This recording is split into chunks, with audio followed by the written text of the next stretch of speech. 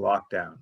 His main aim with his speech is that whether you want to visit other clubs or not, at least you'll have a taste of what it's like.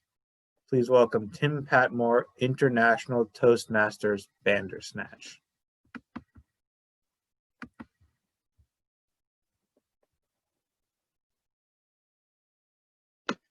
Thank you very much, Toastmaster of the evening. And yes, good morning to you all over there in California. I've got a very simple question for you, which is where on earth would you like to go? You can come to Oxford, or as Shannon's done, come to Whitney in Oxfordshire. You can go to Russia, you could go to South Africa, Brazil, Honolulu, wherever you want.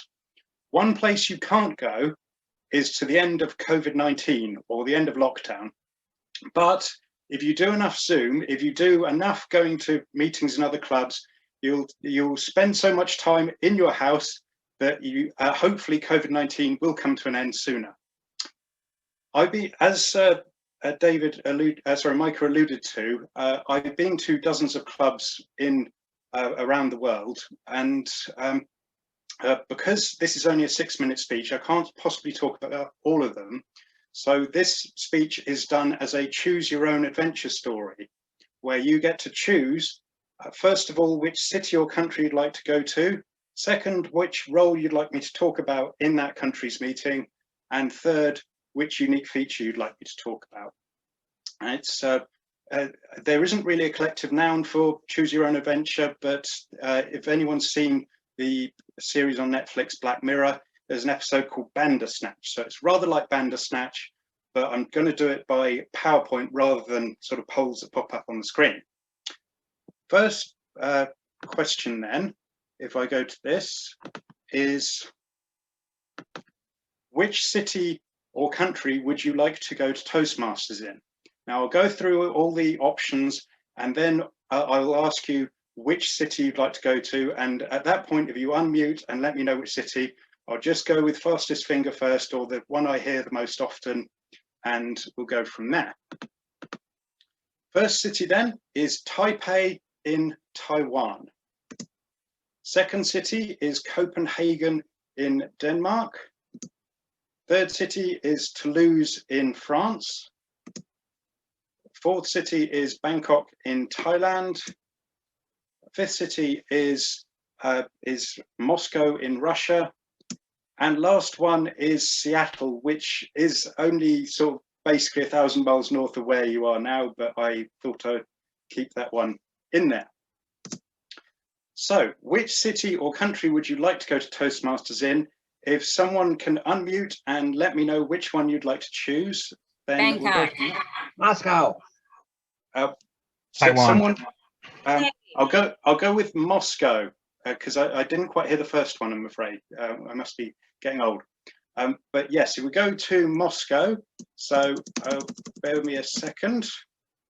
So Moscow, and in fact, I've done this the wrong way. Bear with me. Moscow.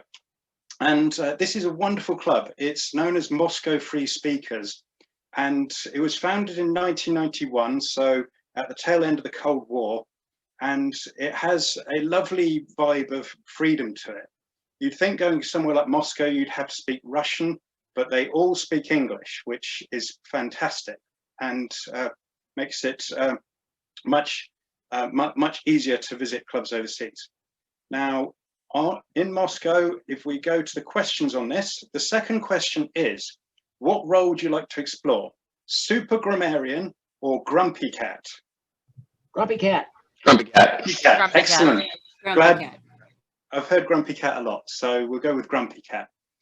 As you might know, grumpy cat was actually from Arizona. So the fact it made an appearance in Moscow Toastmasters was really interesting. And basically what they said about grumpy cat, and I can't possibly speak to this because I'm not a Russian, but they said a lot of Russians look like grumpy cat. They have this sort of permanently sort of a frowning expression on their face. And I don't know if that's true, but it made me laugh. So, and I'm sure grumpy cat's made many people laugh. I even actually have, for those who don't know what grumpy cat is, sorry. 1 second. If I bear with me a second, I'll just show you the Grumpy Cat meme. If I go to that, just a second, not that one. That so that's what Grumpy Cat is for anyone who doesn't know. And with Moscow, the other question is, which unique feature would you like to look at in Moscow Toast Free Speakers? We've got table topic spinner and a note of encouragement. Which one? Someone unmute and say which one. Encouragement. Spinner. Encouragement. Well, the note of encouragement is something I've seen similar in other clubs. I notice you do an educational at the start of the meeting. But what they do in Moscow Free Speakers is they do a note of encouragement just to set a positive edge on the meeting to encourage people. I went to Ireland as well, and they do a poem at the start, which I thought was unique. And I noticed you guys also do jokes. So really, there's many different varieties you can see in the different clubs you go to overseas. Now, that's one particular avenue of dozens we could have explored, or indeed hundreds. There's often hundreds in, say, places like Tokyo or other major cities. So there's all sorts of different clubs you can explore. Now, with going overseas via Zoom, the opportunities are diminishing because a lot of countries are coming out of lockdown. So it is worth doing going overseas as soon as possible. It's one of the few unique opportunities Zoom does give you.